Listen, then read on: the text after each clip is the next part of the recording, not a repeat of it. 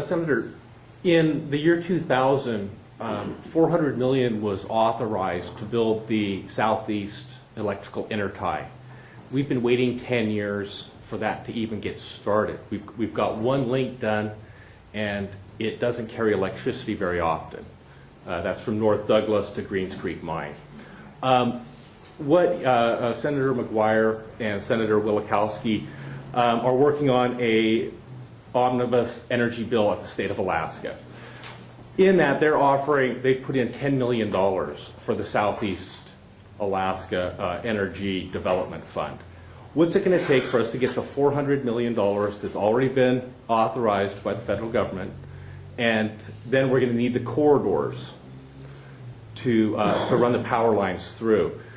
Can you give us any kind of, what can you do to help us get this intertie? It'll take most of the villages, and when you look at the energy situation in Southeast, Juneau, Petersburg, Wrangell, and Ketchikan are all under 10 cents a kilowatt and are all white communities.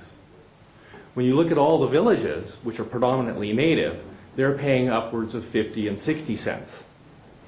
How can you, through the jobs bill, through the energy bill, because nobody's in Alaska is going to build the cable. Nobody in Alaska is going to build the metal towers. Those are all jobs going to be in Pennsylvania and Ohio. How can we get this intertie built in the next 3 years?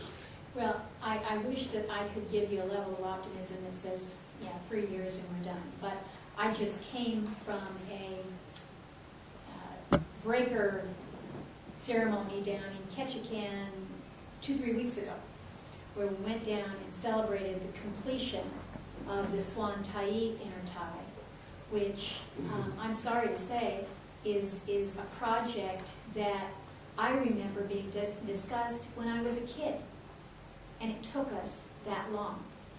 So our reality as we try to bring about energy cost savings to Alaska in our smaller communities and villages, as remote and unconnected as they are, it is a huge challenge for us. I applaud what the legislature is doing here to try to look at this from a broader perspective and say, okay, what do we have out here? We know that in Southeast, our resource, our assets are hydro. It's all hydro-based.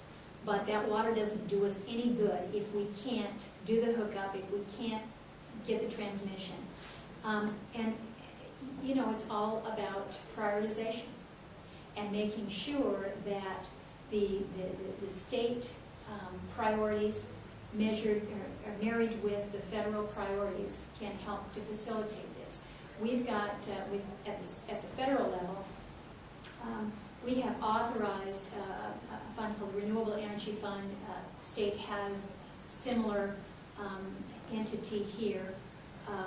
The challenge for us, of course, is getting the appropriations for that, but that is one of my highest priorities, because whether it's here in Southeast with Intertie and our ability to bring down our energy costs, or whether it's what we're trying to do to utilize geothermal out in an area like Naknek, where we could tie together upwards of 11 different villages.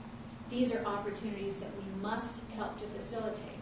So I'd like to be able to tell you that, you know, I give you my pledge that we're done in 3 years, but I don't believe that we could keep that commitment. But the commitment that I will make, and I hope that my colleagues here in the Alaska legislature will make that same, is that we put energy and access to reliable, affordable energy as one of our highest priorities, because as we talk about those things that limit our economic abilities, those things that limit our families, what you're seeing is people are leaving the villages and they're coming into the more regional centers, not because they want to live here, but because they simply cannot afford the energy costs.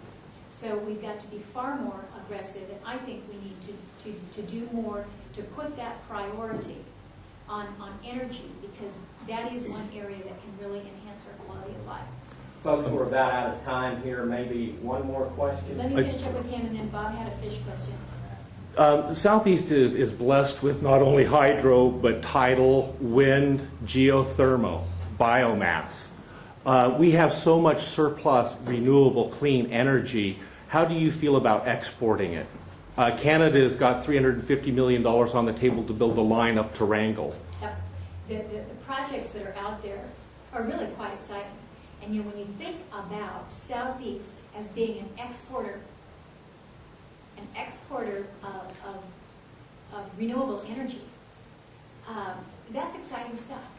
It's not easy, we know that. It's not going to be cheap, we know that. But is it possible? Absolutely. But what we must make sure is that in our effort to dream the big dream, we don't overlook the fact that we've got an obligation within these Alaska communities first, within these villages, to make sure that they've got access to that cheap, affordable, reliable energy source as well. So it's something that I believe is doable, and I think it's very exciting.